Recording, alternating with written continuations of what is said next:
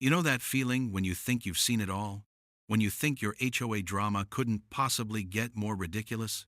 Yeah, well, buckle up. Because what I'm about to tell you will make every other Karen story seem tame by comparison.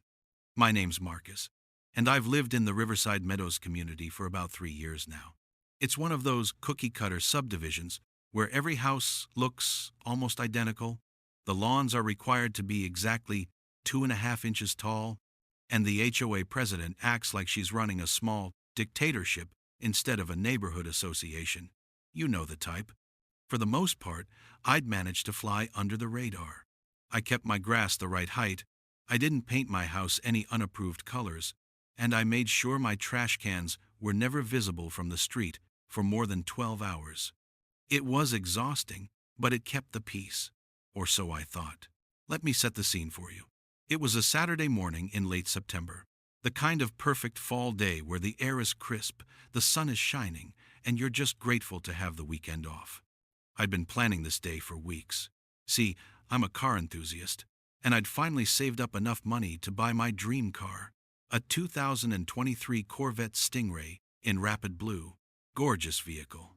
I'd been drooling over it for months, watching reviews, checking inventory, negotiating with dealers, and finally, after years of hard work and saving, I drove it home Friday night. I'd parked it in my garage immediately because I wanted to keep it protected and also because I wasn't ready for the neighborhood attention yet. You know how it is when you get something nice. Everyone suddenly has opinions. Everyone's a critic. I just wanted to enjoy it privately for a bit before dealing with all that. So Saturday morning rolls around, and I decide it's time to take my beauty out for a proper drive. The weather's perfect. The roads are calling. I'm practically bouncing with excitement as I head to my garage with my coffee in hand. I hit the garage door opener, and the door starts rolling up with that familiar mechanical hum. That's when I hear it. A shriek. An actual, blood-curdling shriek that could wake the dead. I step out onto my driveway, confused, looking around for what could possibly warrant that kind of reaction. Did someone get hurt? Was there an accident? My mind's racing through possibilities. And that's when I see her. Susan Carmichael, HOA President, the Karen of all Karens, standing in the middle of the street, pointing at my garage, at my car, her face so red it looks like she's about to pop a blood vessel. Now, I need to give you some context about Susan. This woman is about 5'2", always has her blonde hair in that "I want to speak to the manager" bob cut, and she wears athleisure wear like it's formal business attire. She's the kind of person who measures your grass with an actual ruler and leaves passive-aggressive notes on your door if your holiday decorations are up one day past the HOA-approved removal date. I've had maybe 3 interactions with her before this, and every single one left me feeling like I needed a drink. She once threatened to fine me because my trash can lid was open half an inch. Another time, she said my car was parked at an unapproved angle in my own driveway. I'm not exaggerating. The woman is absolutely unhinged when it comes to HOA rules. But I had never seen her like this. She's literally running toward my driveway now, still screaming, her phone in her hand. As she gets closer, I can make out what she's saying. Thief. Car thief. Someone call the police. I stand there, absolutely frozen, my coffee cup halfway to my lips. Did she just call me a car thief? For my own car? In my own garage? She reaches the end of my driveway and stops, jabbing her finger toward my Corvette like she's identifying a criminal in a lineup. "That's my car," she screams. "That is my car. You stole it." I blink. Once.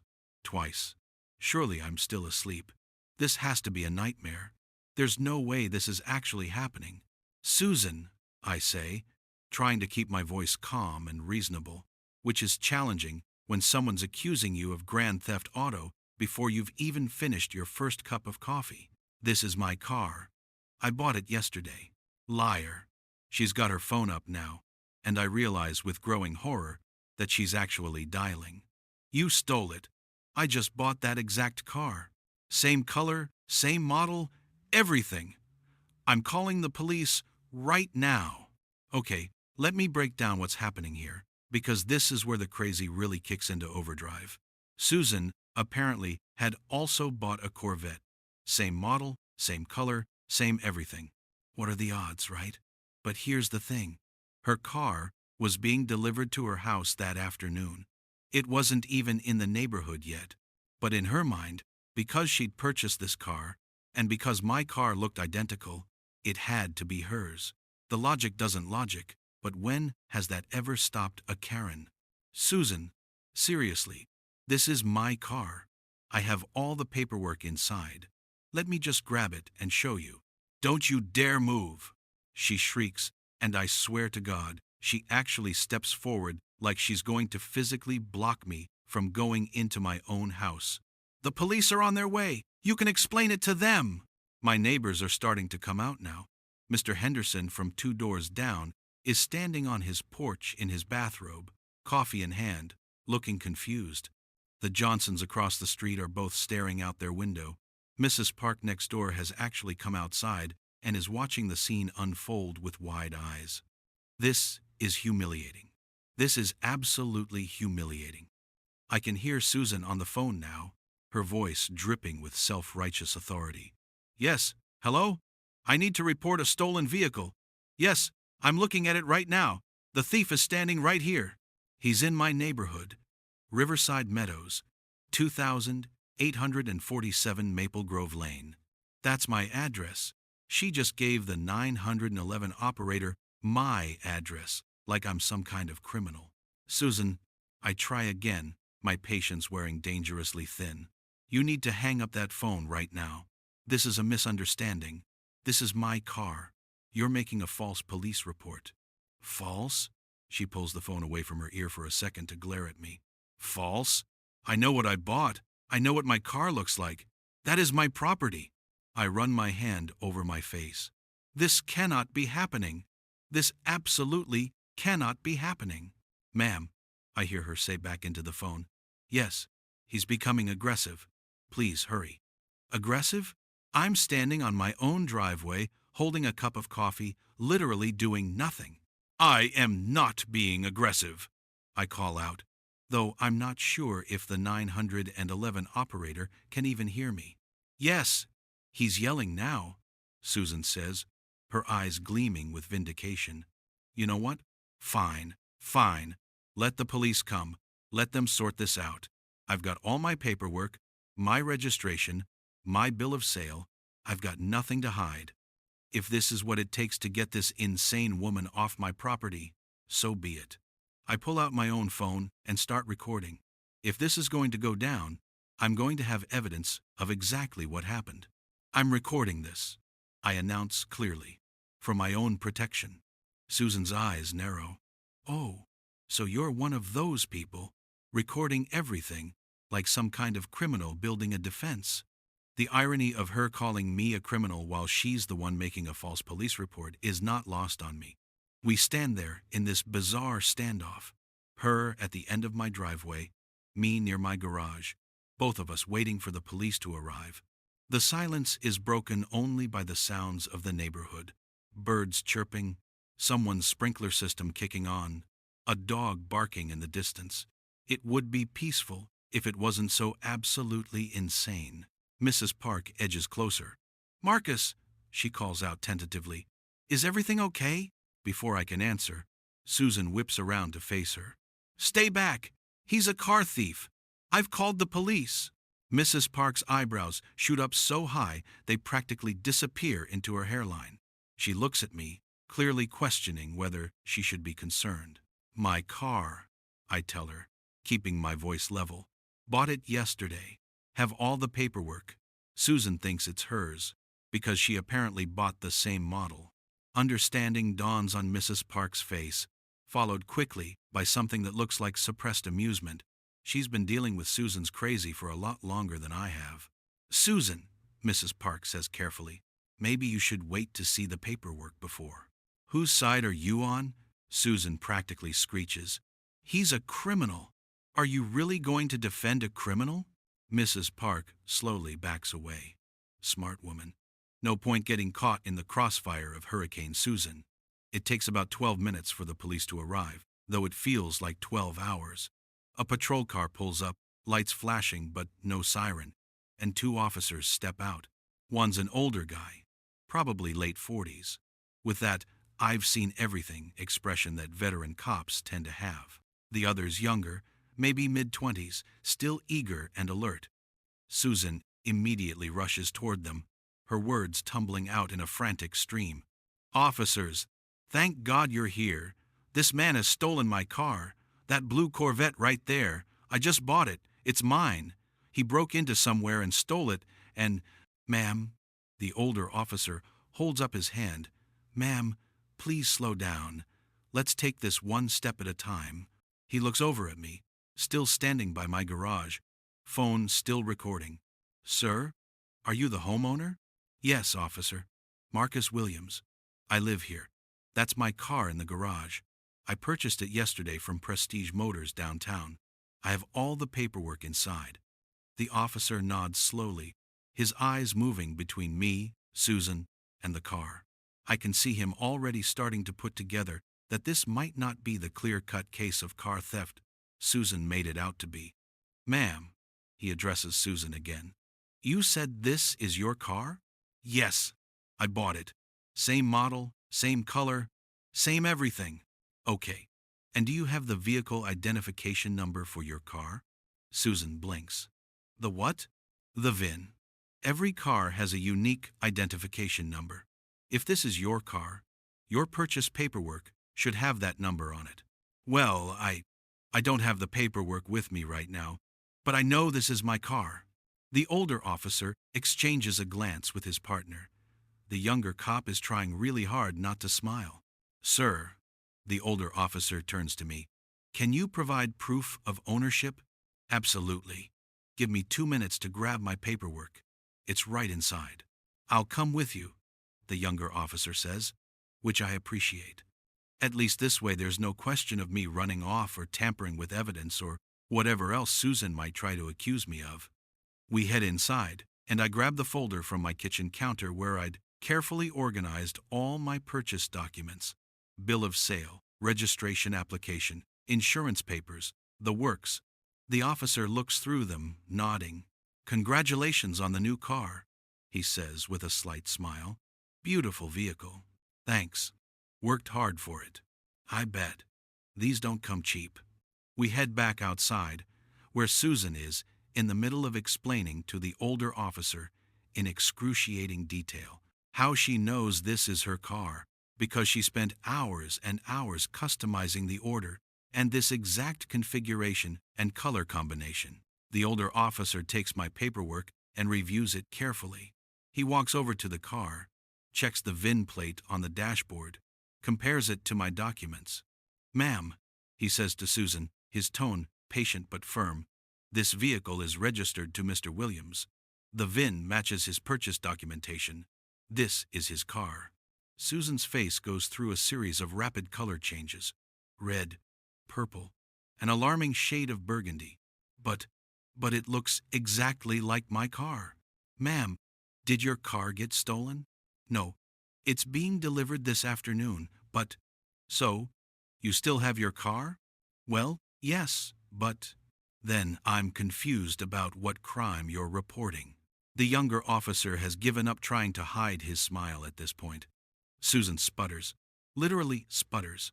I didn't think people actually did that outside of cartoons, but here we are. This is— he must have. How did he get the same car? "Ma'am," the older officer says, and I can hear the exhaustion creeping into his voice, "it's not illegal to buy the same model and color car as someone else. In fact, manufacturers make thousands of vehicles in the same configurations. This is not a crime. But I'm the HOA president. I should have been notified if someone was buying an expensive car. This is a community. We're supposed to keep each other informed." All three of us, me and both officers, just stare at her. "Ma'am," the older officer says slowly, "there is no law requiring people to inform their HOA president about vehicle purchases. But the rules— HOA rules don't supersede the law, ma'am. And even if they did, purchasing a vehicle is not a criminal matter." Susan looks like she's about to argue further, but the officer cuts her off. "Ma'am, you've made a false report. Now, I understand this was a misunderstanding, so we're not going to pursue charges this time. But you need to be very careful about calling 911 when there's no actual emergency. You've taken resources away from real emergencies today." The words, "this time," and "charges" seem to finally penetrate Susan's consciousness. She deflates slightly, though the indignant expression never quite leaves her face. I was just trying to protect my property. Your property is being delivered to you this afternoon. It's not here. This gentleman's property is his own business. I strongly suggest you apologize and move on." Susan looks at the officer, then at me, then back at the officer. You can practically see the war happening inside her head. Pride versus self-preservation. For a moment, I think pride might actually win. But then, through gritted teeth that barely move, I apologize for the misunderstanding. It's possibly the most insincere apology I've ever heard, but honestly, I'll take it at this point. "We're done here, then?" I asked the officers. "Yes, sir. Enjoy your new car. And ma'am, please think carefully before calling 911 inches the future." The officers head back to their patrol car. Susan stands there for another moment, and I can see her trying to figure out how to exit this situation while maintaining some shred of dignity. It's not going well for her. Finally, she turns on her heel and marches back toward her house, which is 4 doors down. The walk of shame has never been more appropriately named. As the patrol car pulls away, my neighbors slowly emerge from their houses. Mrs. Park is the first to approach. "Marcus, I am so sorry you had to deal with that." Mr. Henderson walks over too, shaking his head. "Susan's lost it. Completely lost it. Calling the cops on you for your own car? I recorded the whole thing," I tell them. "Every second." "Good, Mr. Henderson says firmly. "You might need that. Susan's not the type to let something like this go. She's going to be embarrassed, and when Susan's embarrassed, she gets vindictive." He's not wrong, as I'm about to find out. The rest of Saturday passes without incident. I take my Corvette out for that drive I'd been planning, and it's glorious. The embarrassment and frustration from the morning melt away as I hit the open road, the engine purring beneath me. This is what I worked for. This is what I saved for. And no unhinged HOA president is going to take that joy away from me. Sunday is quiet, suspiciously quiet. I don't see Susan at all, which is unusual because she's normally out and about, patrolling the neighborhood like a hawk looking for violations. Monday morning, I leave for work at my usual time. Everything seems normal. I come home that evening to find a notice on my door. It's from the HOA. My stomach drops before I even open it. Notice of violation. It reads in bold letters at the top. I skim the contents, my blood pressure rising with each line. According to this notice, I am in violation of Section 7.3.4 of the HOA bylaws. Unapproved vehicle storage in visible areas. The notice claims that my vehicle is not on the approved vehicle list and that I need to remove it from the property within 48 hours or face daily fines of Lambemeven. Approved vehicle list? What approved vehicle list? I've lived here for 3 years and never heard of such a thing. I immediately pull out my copy of the HOA bylaws. I've got them saved digitally because, with Susan as president, you need to be prepared. I search for Section 7.3.4. It exists. But here's what it actually says. Vehicles in significant disrepair, commercial vehicles over a certain weight class, or recreational vehicles may not be stored in visible areas without board approval. My car is none of those things. It's a brand new sports car. This is a completely fabricated violation. I take screenshots of the actual bylaw and the violation notice Susan sent me. This is retaliation, pure and simple. Tuesday morning, I email the HOA board. All of them, not just Susan. I politely point out that my vehicle doesn't fall under the actual bylaw they're citing, include pictures of the relevant section, and request that the violation be withdrawn. By Tuesday evening, I get a response, but not from the board, just from Susan. The HOA board has reviewed your appeal and finds no grounds to withdraw the violation. Your vehicle is considered a luxury sports car, which creates an appearance of wealth disparity in the community and violates our community standards of equality and uniformity. Please, comply with the notice or fines will begin accruing. I read this email 3 times. Appearance of wealth disparity? Community standards of equality? What kind of dystopian nonsense is this? I email back, copying all the board members again. I'm not aware of any bylaw prohibiting vehicles based on their perceived luxury status. Please cite the specific bylaw that supports this claim. The response comes quickly, too quickly. Section 4.2.1 Community Aesthetic Standards. All property and possessions visible from common areas must conform to community standards as determined by the HOA board. I look up Section 4.2.1. It's about lawn decorations and house paint colors. It says nothing about vehicles. This is getting ridiculous. Wednesday, I decide to take a different approach. I request a meeting with the full HOA board, in writing, with all board members copied. According to the bylaws, they have to grant this request within 7 days. Susan tries to deny it at first, but another board member, Tom Patterson, actually responds and says they'll meet on Friday evening. Small victory. Friday evening arrives, and I show up to the HOA meeting armed with printed copies of every relevant document. My purchase paperwork, the violation notice, the actual bylaws, Susan's emails, and the screenshots showing how she's misrepresenting the rules. The meeting is held in the community clubhouse. There are 5 board members total. Susan as president, Tom Patterson as vice president, and 3 other members whose names I barely remember because they rarely do anything except rubber stamp whatever Susan wants. I present my case calmly and methodically. I show how the violation notice cites rules that don't apply to my situation. I demonstrate how Susan is misrepresenting the bylaws. I point out that I've lived here for 3 years without any vehicle-related issues until now, and the timing of this violation, just days after the police incident, suggests retaliation. Tom Patterson looks uncomfortable. One of the other board members, a woman named Linda, actually seems sympathetic. Susan, however, is unmoved. The board has the authority to determine what violates community standards, she says coldly. Your vehicle is ostentatious and inappropriate for this community. What makes it more ostentatious than, say, your Mercedes?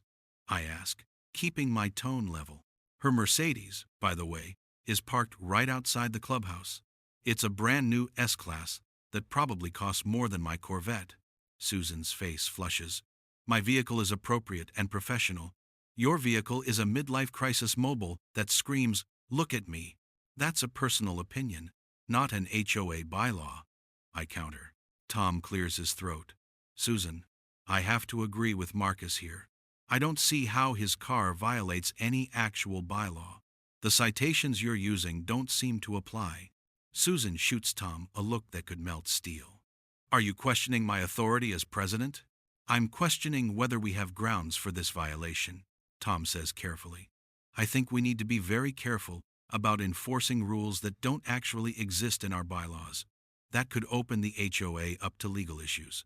The magic words, legal issues. The other 3 board members suddenly look very interested in the documents in front of them. Susan realizes she's losing support. I can see her calculating, trying to figure out her next move. Fine, she says abruptly. We'll table this for now, but I want to propose an amendment to the bylaws for the next homeowner meeting. No luxury vehicles or sports cars without board approval. You can propose whatever you want, I say, but until such an amendment is actually passed by the homeowners, not just the board, you can't enforce it against me. The meeting ends awkwardly. Tom actually apologizes to me on his way out. Susan's been getting worse lately, he says quietly. More controlling. Some of us on the board are concerned, but she has allies, and it's hard to push back. I appreciate your support in there, I tell him. It's not about support. It's about following our own rules. We can't just make things up as we go. If only Susan understood that. Over the next week, things escalate in the most petty ways imaginable. Susan starts finding other violations to cite me for. Suddenly, my mailbox is the wrong shade of black. My house numbers are improperly displayed, even though they've been in the same place since I moved in. My front yard has unauthorized plantings, despite the fact that those plants have been there for 2 years. Each violation comes with a notice and a threat of fines. I document everything, every notice, every email, every interaction. I'm building a case because I can see where this is heading. The breaking point comes 3 weeks after the police incident. I come home from work to find a boot on my Corvette, an actual wheel boot, like I'm parked illegally on my own property. There's a note attached. Vehicle immobilized pending payment of outstanding HOA fines. The outstanding fines they're referring to are all those bogus violations.